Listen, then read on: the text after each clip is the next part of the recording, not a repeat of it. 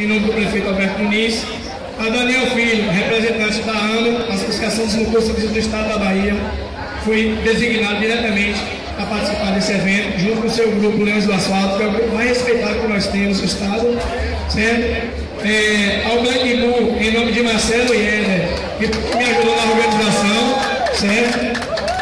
Os parceiros do patrocínio do nosso comércio, e quero agradecer também ao Motoclube Amigos do Sertão lá de IDC, que vai dar uma palavrinha conosco daqui a pouquinho.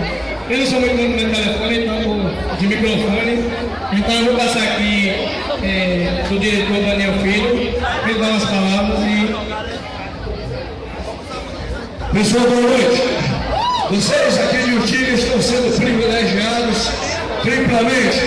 Primeiro, por estar recebendo essa galera maravilhosa que é a minha família motociclista. Então, esse pessoal aí é pessoal do bem.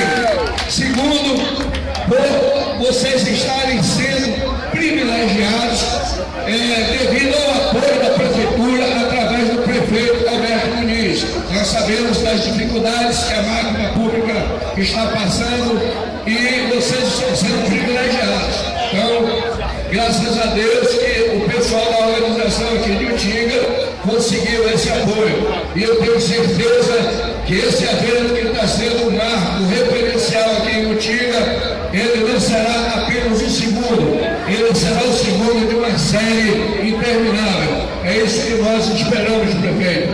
E agradecemos ao Black Bull, esse motoclube de jovens que está chegando aí, lá na nossa capital, e tem uma galera que diz Black veio. Então, a galera da organização, o Black Bull, o pessoal do motoclube local, os fatores do Urtiga, vocês estão de parabéns. Então, em nome do nosso presidente da Associação dos Motociclistas do Estado da Bahia, o senhor Flávio Pimentel, nós agradecemos a todos vocês. Muito obrigado e vamos curtir essa palavra.